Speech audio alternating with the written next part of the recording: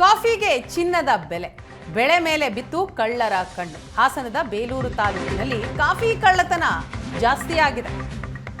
ಒಂದು ತಿಂಗಳ ಅಂತರದಲ್ಲಿ 8 ಕಾಫಿ ಕಳ್ಳತನ ಪ್ರಕರಣಗಳು ದಾಖಲಾಗಿವೆ. ಕಾಫಿಗೆ ಚಿನ್ನದ ಬೆಲೆ ಇದೆ, ಹಾಗಾಗಿ ಕಳ್ಳರ ಕಣ್ಣು ಈಗ ಬೆಳೆ ಮೇಲೆ ಬಿದ್ದಿದೆ. ಕಾಫಿ ತೋಟದಲ್ಲಿ ಕೊಯ್ದು ಇಟ್ಟಿದ್ದ ಕಾಫಿ ಹಣ್ಣು ಸಹ ಕಳ್ಳತನ ಮಾಡ್ತಾ ಇದ್ದಾರೆ. ಬರೋಬ್ಬರಿ 18 ಚೀಲ ಕೊಯ್ಲು ಮಾಡಿಟ್ಟಿದ್ದಂತಹ ಕಾಫಿ ಹಣ್ಣು ಕಳ್ಳತನ ಆಗಿದೆ. ಬೇಲೂರು ತಾಲೂಕು ಚಿನ್ನೇನಹಳ್ಳಿ ಗ್ರಾಮದಲ್ಲಿ ಕಳ್ಳರು ತಮ್ಮ ಕೈ ಚಳಕವನ್ನ ತೋರಿದ್ದಾರೆ. ರೈತ ಮಧು ಎಂಬುವವರ ತೋಟ, ಆ ತೋಟದಲ್ಲಿ ಕಾಫಿ ಹಣ್ಣು ಕದ್ದು ಕಳ್ಳರು ಪರಾರಿಯಾಗಿದ್ದಾರೆ. ವಾಹನದಲ್ಲಿ ರಾಜಾರೋಷವಾಗಿ ಬಂದು ಕಾಫಿ ಮೂಟೆ ಕಳ್ಳತನ ಮಾಡ್ತಿದ್ದಾರೆ. ರಾತ್ರೋರಾತ್ರಿ ಪಿಕಪ್ನಲ್ಲಿ ಬಂದು ಕಾಫಿ ಹಣ್ಣು ದೋಚಿ ಪರಾರಿಯಾಗಿದ್ದಾರೆ.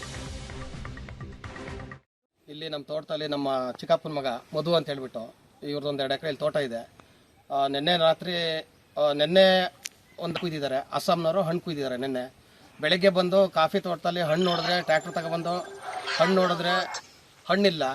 ಇವನು ಗಾಬರಿಯಾಗಿ ನಮಗೆಲ್ಲ ಫೋನ್ ಮಾಡ್ದ, ಬನ್ನಿ ಅಂತೇಳಿ ಕಾಫಿ ತೋಟದಲ್ಲಿ ಹಣ್ಣು ಕಾಣ್ತಿಲ್ಲ ಅಂತ.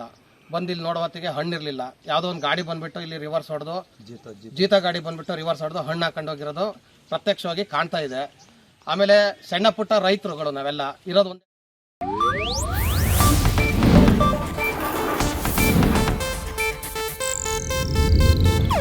ಇದು ಏಷ್ಯಾನೆಟ್ ನ್ಯೂಸ್ ನೆಟ್ವರ್ಕ್ ಪ್ರಸ್ತುತಿ.